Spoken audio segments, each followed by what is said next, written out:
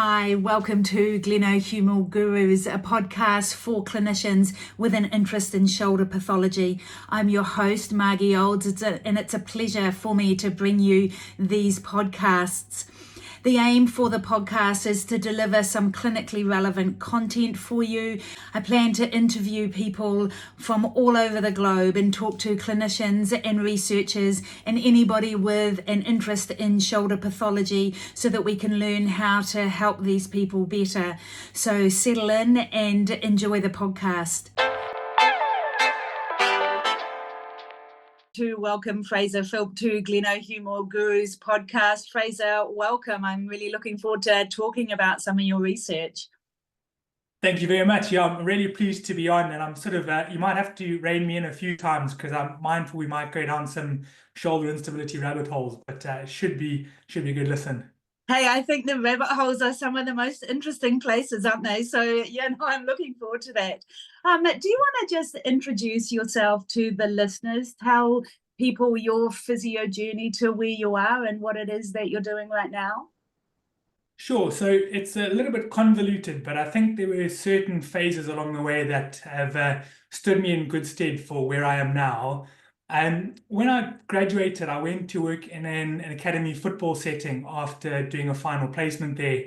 And I think that first sort of got my interest in how measurement informs decision making sort of bubbling in the background. So I was really surprised at the amount of pre-season and in-season data that was being collected, and sort of struggled in my brain to reconcile how that was informative for either decisions around return to play or deciding whether a player should be signed or, generating injury risk profiles.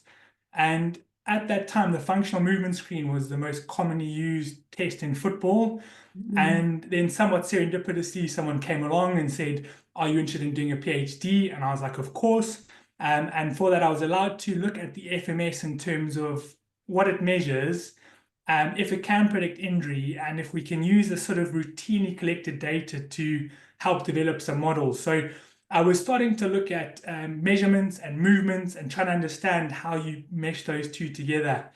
But I was then dropped into this team of bioengineers and allied health professionals. And if you've ever worked with engineers, they only talk in SI units. So I used to get teased for like my physiophysics and physiology, and because if it couldn't be measured as far as they were concerned, it wasn't a real thing. So a lot of the terms and concepts I thought were universally understood. And, it really made me buckle down and provide numbers or like a clear framework for how that came together. But within that group were people like Anand Pandian, who was doing upper limb and stroke. Ed Chadwick and Dimitra Blana were doing high-level spinal injuries and restoring arm function. And so I was absorbing the stuff unbeknownst by osmosis.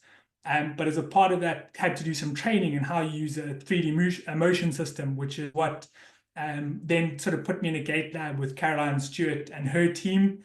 And that was another galvanizing moment, because I was really amazed at how this technology was being used to inform decisions in clinic about whether these children with complex neurological disorders have surgery, how we fit their braces, or how we tune those.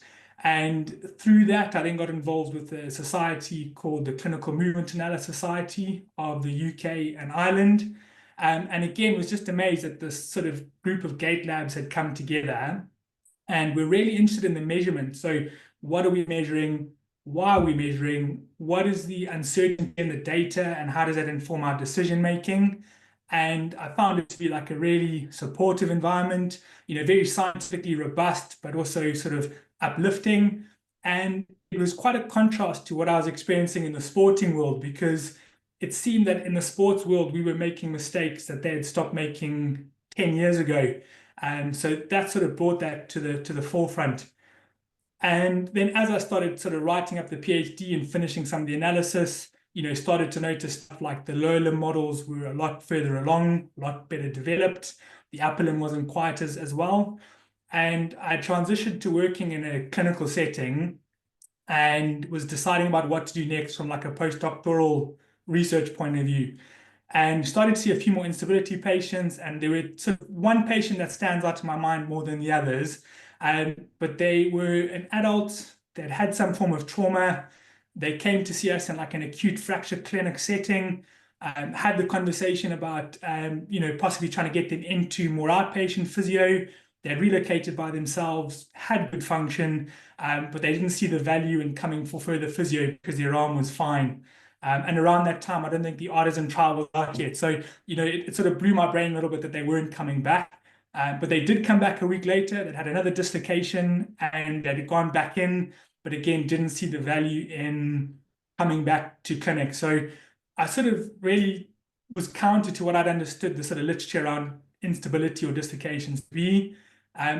But also had started to see a few more of the complex instabilities. And I remember really struggling to like draw out what are the mechanisms or what are the primary drivers for this person's instability.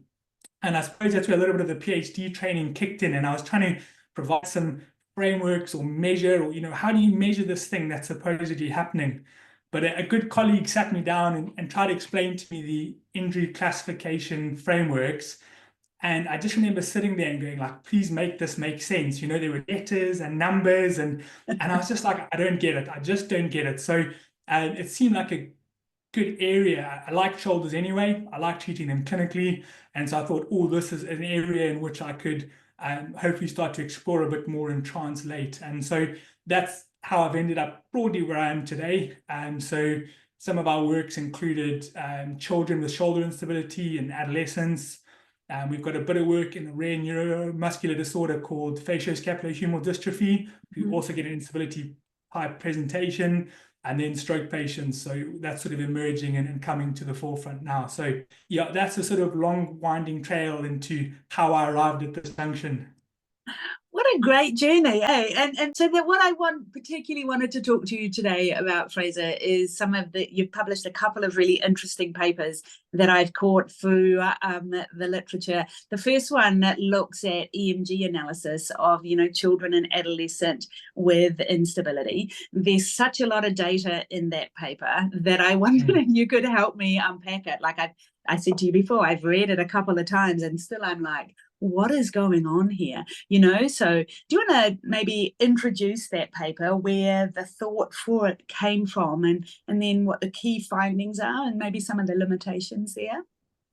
Sure, definitely. So that project was funded by the Private Physiotherapy Education Foundation, which is a charity here in the UK that funds primarily physio research. So that was like a postdoctoral application, and we had a PhD student, Martin Ceres, who undertook a lot of the analysis as a part of his work, and he's just submitted. So, but when you look at classification systems, there's a huge amount out there. I think the literature supports is over 18 different types, and there's even more and more growing. And we have seen within the literature that to sort of set the scene of where this paper fits in is we talk clinically about there being this muscle patterning issue in children with complex shoulder instability or more generally. But when you actually look at the original data or the original studies, there's a lot of work that's been done in sort of older adults and older adolescents, but there's actually not that much primary data in younger children. There's a couple of papers that have got a couple of people who are on the younger end of the spectrum. But I think I'm pretty certain, and hopefully if not, someone will let us know, but I think ours is one of the youngest cohorts studied of that mean age and the distribution. And so having knowledge of like there not being the sort of measurement of actually this muscle patterning problem, we try to say, well, if we sort of get rid of the shackles of classification systems and we look at what the data tells us, is there any sort of clusters or are there any data that we can generate that could help inform how we label these patients or inform the decision making? And again, just to give it that context, for example, there's a good paper by Philip Moroda where he used fluoroscopy and he looked at functional instability, and roughly between 10 to 20% of the patients that were included and were supposed to have no bony contributions to their presentation did. Andrew Jaggie's study that looked at the type 2 instability, which is, as far as I'm aware, sort of not meant to have any bony changes as well. They were ineligible after that study. And there's been a recent paper by Clark where they found that 20% of rugby players had the wrong direction of their instability. So, you're getting roughly between 10 to 20% of the patients that you see misclassified if you use these systems. And so what we did is we got a group of children, so 15 children with shoulder instability, irrespective of etiology or frequency. And then we got 15 age and sex match controls.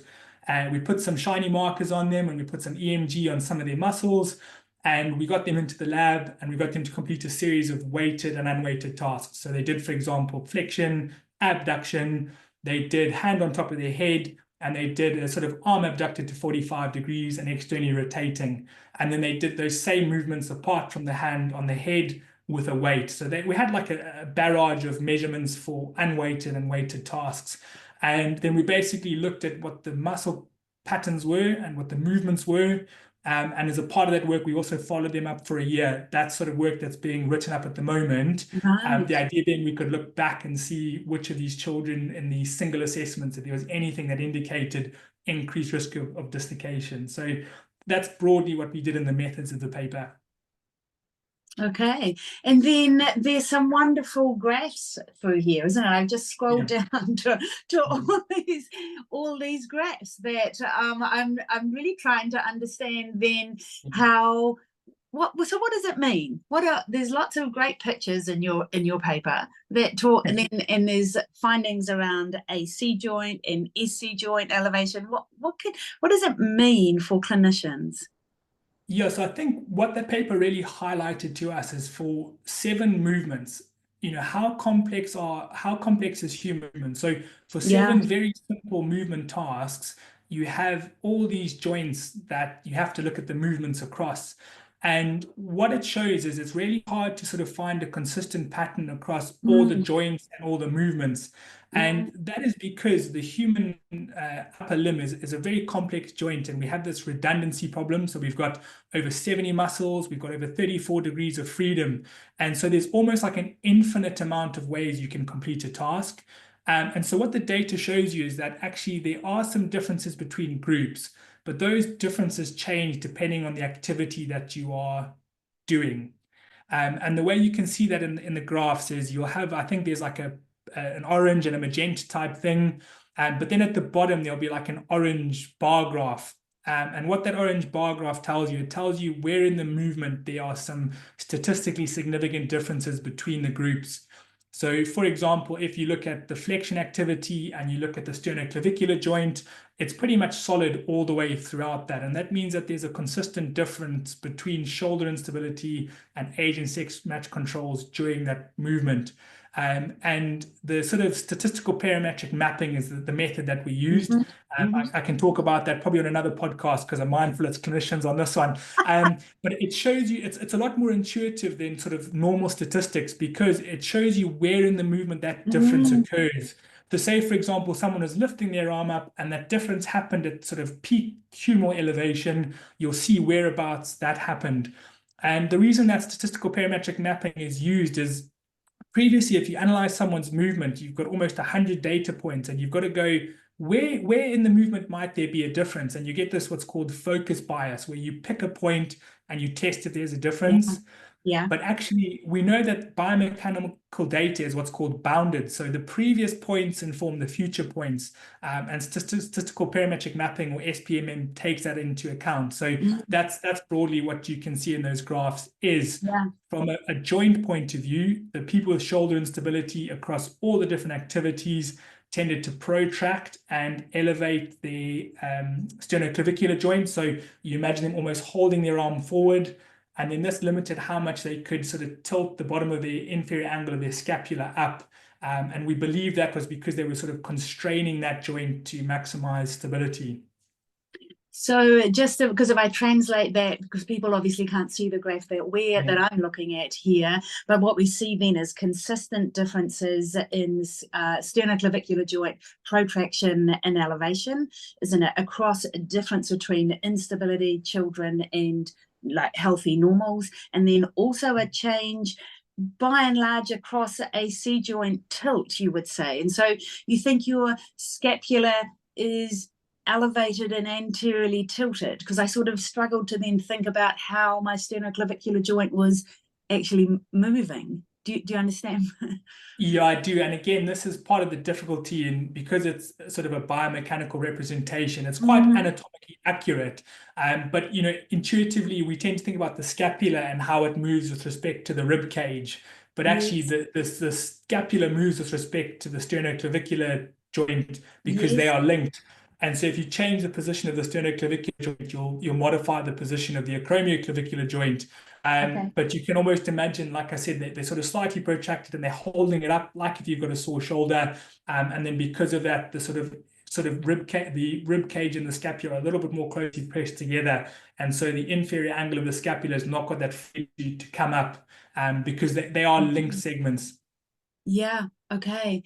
And I think that was something else we found that is quite interesting in the paper is that when we looked at different models, the children with shoulder instability and the age and sex match controls got their arms into a very similar position, imperceptible sort of within the data, but the way that they got there was completely different. Mm. So that's when you see the sternoclavicular and acromioclavicular joints come into play for the shoulder instability because they're finding a solution to get there. Yeah, and like you say, there's so much variation in there, isn't it? And I think you need to then assess people individually on how they present. But really interesting to see those different findings across the joints there and what the differences are in these groups, eh? Yeah, and I think it lends, clinicians who there's no sort of universal movement which you can Yeah. identify someone's injury dislocation. It's not like a magic dislocation movement. So it really gives, I think, clinicians some credence to explore and find different Mm-hmm. movements that will elicit that patient's symptoms. There's no, one way. And I guess one of the advantages or strengths of this study is that the kids that came into this study are both traumatic, atraumatic, like is Mm. quite generalizable, but still we know people, and anterior instability are more likely to be vulnerable in abduction, external rotation, posterior instability, flexion, and internal rotation, don't we? So do you have any thoughts on that? Because should clinicians then explore that based on the mechanism? What do you think? Yeah, I think, before I can give some definitive answers, that's the next bit of subgroup analysis that we're doing in the Okay. background. But, I think mindful of the error rate that we've seen in the literature on classification systems, Mm, we found it difficult for patients to report the directive instability. Sort of a comprehensive battery of tests I would say would be suggestible because you might find stuff in there that isn't consistent with what the patient's reported or, yeah. your assumption of what that patient's presentation will have. Yeah. I think that's a good reminder, isn't it? So it's clinically, I start looking in this place and you listen to their mechanism. And I really have been using that to drive. I mean, I treat really clearly on the direction. I think the treatment that I apply is direction specific, but actually finding that direction, do you know? Do I always get that right? And is that always the same for each individual? I think that's a really good reminder to treat on an individual basis, isn't it? Yeah, 100%. Yeah. Hey, so the other table that I thought, or figures that I thought was interesting in here, is around the EMG work that you did. So then you put surface EMG on these instability kids and then the healthy cohort, and then looked at differences there. That's my understanding. Is that? Yeah, correct. So we had the markers and the clusters and the EMG on at the same time to sort of see if the position of the arm changes, then you expect the EMG to change. So you want to make sure you measure those two together. And again, what we found is that the muscle activity differences change depending on the task. But broadly, what we found, the sort of most apparent findings were that the latissimus dorsi activity in the shoulder instability group was lower than that of the control group. And there were a few differences as well. So, for example, in the shoulder instability group, the middle trapezius had increased normalized activity, as did the posterior deltoid and the infraspinatus. And so it seems that the muscles which have some contribution to scapular movement on the back of people tends to be increased or have more activity, and that's broadly consistent with the literature. Whereas the muscles involved in mobilization of the sort of primarily the arm muscles like lat dorsi and like triceps are sort of have lesser normalized activity. And the sort of inverse is true on the front. So we found that anterior deltoid had increased normalized activity in the shoulder instability group. So I think the biggest thing that's surprising there is pectoralis major is often considered to be the one that's responsible for the instability, but we Yeah. didn't see that consistent pattern. But we did have in the movement, which we sort of did put in the original drafts, but the reviewers made us take us out, so it's not peer reviewed. But we did have 3 people during the testing who experienced subluxation or experienced some instability, and that was really handy because it meant we could go back and look at their muscle Yeah. activity patterns that were associated with the event that we're interested in. And there was a person who had sort of quite high who had quite high pectoralis major activity around the sort of instability episode. So, group level, a little bit less specific. Individually, it seems to, again, very cautious proof of concept work might have some utility in picking up those specific problems. But it certainly suggests that PEC major isn't constantly active and constantly on and driving the instability in those tasks. So interesting, isn't it? One of the things I'm taking from this discussion with you is around, really individualizing my assessment and really looking at broadly speaking, I can keep my anterior posterior instability, but the way that people move is so different, isn't it? And I guess Yeah. what I've seen clinically is in a hypermobile type group, the range of options to them of the order and the way they can recruit muscles is so different. And that's probably what I'm learning then from your paper as well, how individual it is. Yes, and I think there, a couple of things again from the paper that maybe weren't as explicit because of obviously word count.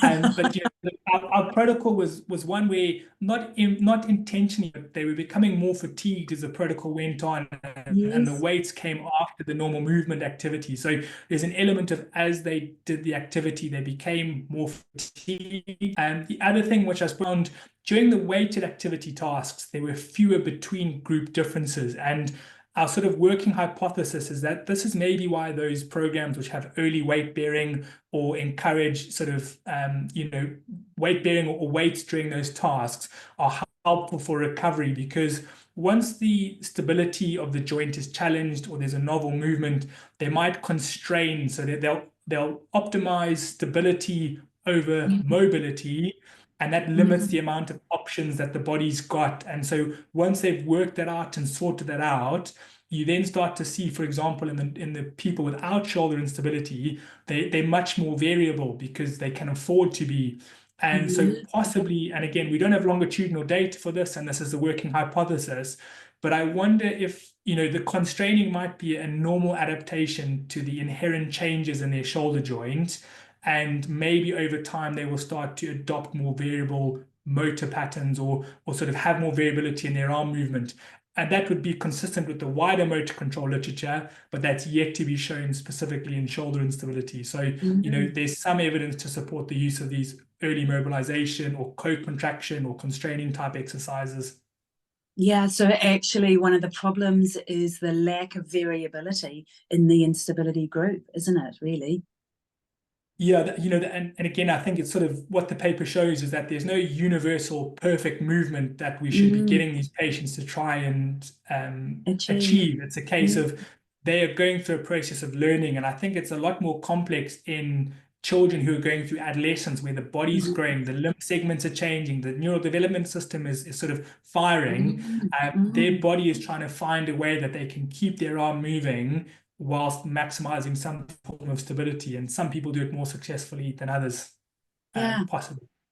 I love it because it just shows us how complex movement is, isn't it? We're trying to then narrow it down and classify it in these boxes, but it's really complex the way people move. Yeah, and I think that's possibly, when it comes to like the muscle patterning, if we've got the data in front of us, like you said, the graphs are complex. We've got the luxury, we can sit back and look at it. But in real time, we're observing movements and making assumptions about muscle activity, but not actually measuring it. And a lot of the literature, again, uses muscle activity as a proxy for muscle force, but that requires a big assumption between how big the muscle activity is and if that is related to the force. And I know, for example, in some of our facioscapulohumeral dystrophy work, the amount of activity is much higher, but the force is likely to be a lot less because they're much weaker. And so we need to be careful about these sort of natural extensions oh, the muscle activity is higher, so the force is greater. I'd be very cautious about that. And Yes. also within the assessment, how much can I realistically perceive and how much of that is consistent? Yeah, such good reminders, Fraser, isn't it? Because we see, so I mean, because the possibility there for just for clinicians to understand is if you see increased EMG, there is increased EMG because there's less force being delivered by the muscle. So the muscle becomes more active to compensate for less force. That's essentially what you're saying, isn't it? Yeah, that could be one explanation, or Yeah. the other might be that for whatever reason, the muscle is on more and is producing more force. But I don't think Yes. we're quite yet there to make that distinction, both in a scientific and clinical context. So, I mean, these are all the questions that are sort of coming up in my own brain, and this is the rabbit Yeah. hole I was talking about. Yeah, no, And but I think it's a great rabbit hole for us to head down because this is the rabbit hole that you're in as a researcher looking at EMG and movement, and clinicians then on the ground trying to make something meaningful for their patient in their assessment without any of these fancy tools, isn't it? Do you have any advice then for clinicians at making assessments without EMG and biomarkers? What's your advice? in a clinical context where people don't have access to all this equipment, is I suppose we have to ask ourselves the question: is there some patients who will have mechanisms for shoulder instability which are a bit more straightforward? So, for example, they might have a clear history of trauma.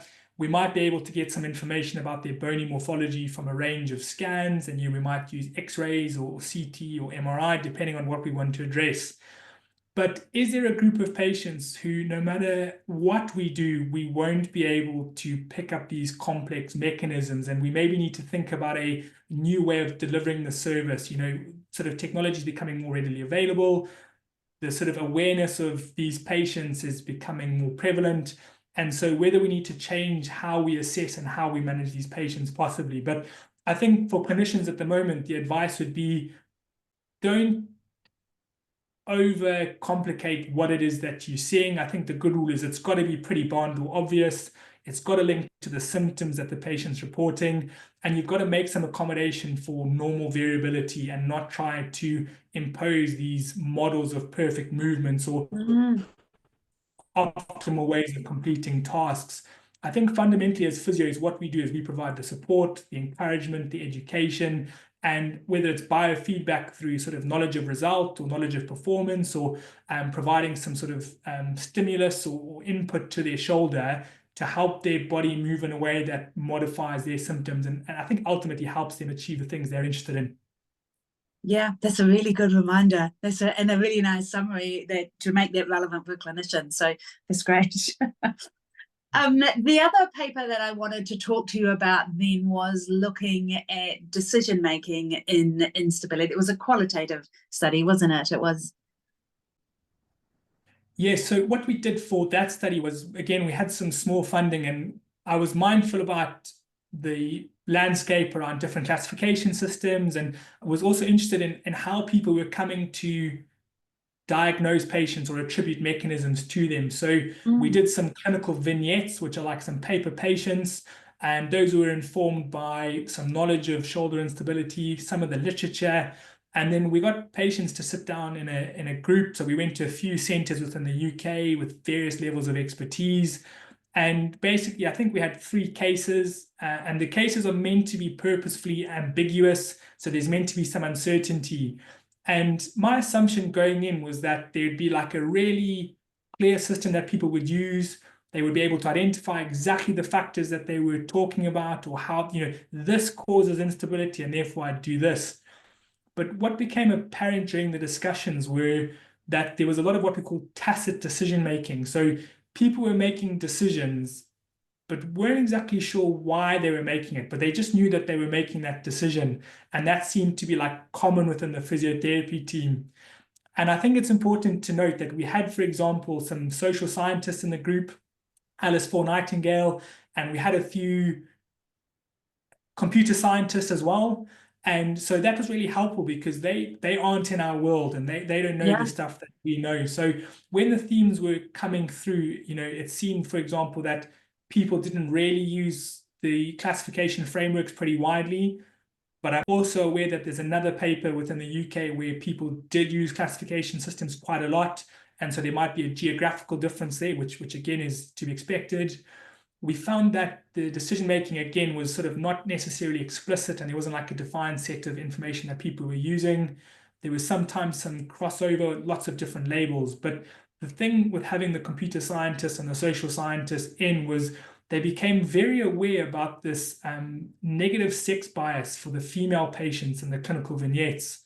So Mm. to the point where they were quite surprised, because in the vignettes we had, for example, put some people who had like really clear mechanisms, and we asked them, what would you do for these patients? And the clinicians consistently seem to attribute these negative psychosocial attributes to the female patients, which in some cases led to them not getting sent forward for investigations. So they used to say like, oh, they're probably having problems at school, or there might be some home issues, or, this is this patient group that has these complex issues, despite the vignettes having none of those things. Whereas for the male patients, they sort of, even though they were at similar levels of performance or competition, would be referring them for scans or referring them for investigations. And those non-clinicians were quite surprised by that. And it was quite a handy reflection of our own practice, really. So when I went to then look at the literature, I think that negative attribution comes from some of the earlier papers where, mainly male consultants were sort of saying, or this group has these problems. And quite tellingly, I spoke to, because I teach, so it's talking to the students and teaching them about shoulder instability. And we're doing all the tests and gave the normal talk of saying, if you've got instability, be careful. Do you mind telling us your story? And there was a female student, and we sort of spoke about these sex biases and the sort of negative psychosocial attributes. And I said, oh, were you labeled as being like a difficult teenager? And they said, yeah, I was. I was sort of told that I was making it up, but in the assessment had quite clearly had this evidently objective instability. So I think there's a real lesson to be learned there around, again, what does the primary data show us? Is this a thing that's been perpetuated through the literature and no one's gone back to say, actually, where is the evidence for this? I mean, there might be some differences in psychometric components of both males and females in the literature, but I certainly don't think there's as strong of a mental health component or difficulty component to young adolescent female patients. Yeah, I'm loving your work, Fraser, because it's just such a reminder to check our bias, isn't it? We operate in this space and we're not even aware, perhaps, like from this paper, the clinicians that had this negative bias towards these young female patients. Do you think there's a space then for a new classification system? Is that what I'm hearing from you? I don't know. I'm an advocate for taking away rather than adding in, but uh, I think if we could, in a lot of our papers, we do write about, we could either develop the existing classification systems on the basis of some improved measurements. So when we talk about muscle patterning, what is a muscle patterning problem issue, for example? Is there an outcome measure that we can use to maybe triage or stratify different levels of psychosocial components? I know there's things like the kinesiophobia scale, and there's lots out there, but it seems like everyone's doing lots of different bits, and I think it would be handy to come together and say, what is our core outcome set? These are the supposed mechanisms, but what is the measurement or what is the metric that defines that feature or that impairment? I think that's where we need to go. But whether, again, like you said, the clinicians are trying to do their absolute best to manage these patients. They don't have all the fancy kit, but how do we at least start that journey towards getting there? I think the technology's got a little bit of a way to go. You asked me earlier about like the limitations of the first paper, and I think there are definitely limitations as with any paper, but the models, for example, don't include translation, so that's something we need to do moving forward. We need to look at, for example, we use superficial muscles because our ethics panel. So there's a whole range of muscles that we haven't measured. We can maybe estimate from our models some of those things, but again, there's sort of a reduced set of data doing quite a lot of heavy lifting. And so we need to be careful that we are absolutely clear about what don't we know and what do we know. But we can make some positive steps in the right direction. Yeah, yeah, you're making an enormous contribution in this space. So thanks for your work. Um, I Yeah. think, do you have any thoughts around management of pediatric shoulder instability for clinicians? Do you have any words of wisdom for them around what they should be doing or how they could help these kids with instability better? I think, certainly if you remain open to keeping your diagnosis flexible, that will help Mm-hmm. patients definitely, because you aren't ascribing them to a certain treatment pathway. And I know clinicians do reflect and go back towards stuff. So that's helpful. I think also bearing in mind, as we said earlier, that they are developing. I think like most children, you need to get mom and dad on board. The typical stuff of making rehab fun, but also not over complicating it. I'm still a bit unsure as to how much we can actually influence the dislocation happening or the instability happening. But there does seem to be, really sort of encouraging, but like increasing research, original research in this field. I'm mindful as a Sarah Warby just had a paper out on some of the Mm-hmm. NDI stuff. But no, personally, I don't have any sort of clinical pearls of wisdom at this stage. I'm very much a bit more. I still do some clinical work, but I'm more in the research world, is where I'd put my strengths are. There's people like you out there, Margie, who I'm sure have got more clinical utility than I do. So I'd say have a chat with you, or possibly check out one of your courses, maybe. So I'm Yeah. gonna bow out. Do you have any other thoughts you'd like to share, Fraser? Anything else? Like, I've taken such a lot from this discussion with you about, checking my bias and understanding the limitations of the research, and the variability of movement, I guess, is the key things that I would take away. Is there any other thoughts you'd like to share of where we need to be moving in this space, or, what do you, I'm just interested. Yeah, I suppose I do think we need to maybe look. I've written about this in a blog recently, but look into what are other places doing, or how are other people managing these complex movement disorders, and what can we learn from them. But one of the things that's become quite apparent to me is, shoulder instability in itself is not a disease. It's an impairment. So it's primarily caused by this idea that there's too much movement in the shoulder capsule. And I was really surprised, having worked in these different fields. I spoke about Anna and Danette and Demetra and Caroline, but in people who've had a stroke, they get sulcus shoulder, they get like a sublux shoulder. And the mechanism for that, supposedly, is that you've got this weight to the arm, there's no movement, so restoration of the intrinsic stiffness, and the sort of mechanism of creep and the weight of the arm may come down. So there's a mechanism for shoulder instability. In the patients with FSHD, they get the sulcus arm, and their mechanism is it's a muscular dystrophy, so the muscles being replaced by fatty and fibrotic infiltration, but they also get the sulcus. And then Mm, we have both traumatic and atraumatic, and hypermobility spectrum disorder. So some of the work that Benham Leargat's done, and the resistance training in that. So mm, I think it's like these, and it's these people with the disease, but it's actually more, this is an impairment that's quite common across a range of disorders. yes, And I think we need to be getting our yes. heads together and saying, well, how it's here? I'm sure the stroke world would benefit massively from some of the sort of MSK stuff, as would we benefit from how do you manage these people with sensory issues or reduces in the Mm, arm. mm, you know, Training for FSHD, and can you sort of target this loss of muscle mass? So yeah, I think that's where we need to be going, is being less inward looking and more like bright eyed, and trying to steal as much stuff as we can from people, yes, and maybe yeah, think about how we frame these things. yeah, and really staying curious and open to what we see and where we can learn from different fields, isn't it? Is what I'm hearing. Definitely, yeah. Yeah, cool. Hey, thanks very much for your time, Fraser. It's been really interesting, as I knew it would be. So thanks very much. Is there anywhere, how do people follow your work? How do they keep in touch with what you mentioned a blog? How do people find out what you're up to?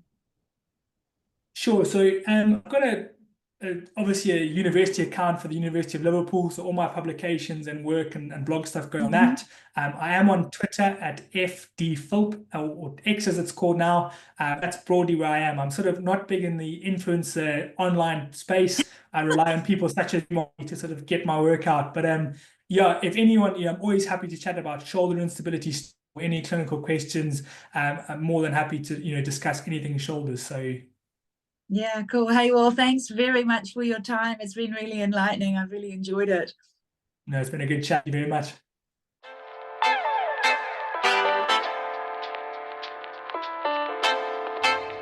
Thanks for joining us for today's podcast. I hope you've really enjoyed this content. You found some clinically useful tidbits, and some of the content has been thought-provoking. Don't forget you can follow me on my social media for some more up-to-date content. If you're looking for a shoulder brace, you can check that out via our shoulder braces on flawlessmotion.com. And if you wanted an online shoulder course, then I have a range of shoulder courses, through from an introductory shoulder course through to return to sport and a shoulder instability course. You can access these courses on margieolds.com or flawlessmotion.com. That's flawlessmotion.com. And every course comes with a complimentary question and answer session so we can drill into your understanding of the key concepts of the course. You can also join our Facebook group, Glenohumeral Gurus, and follow along for the conversations and discussions on this page. And otherwise, I look forward to you joining us for the next podcast. Thanks for your time. Until then, stay well, take care.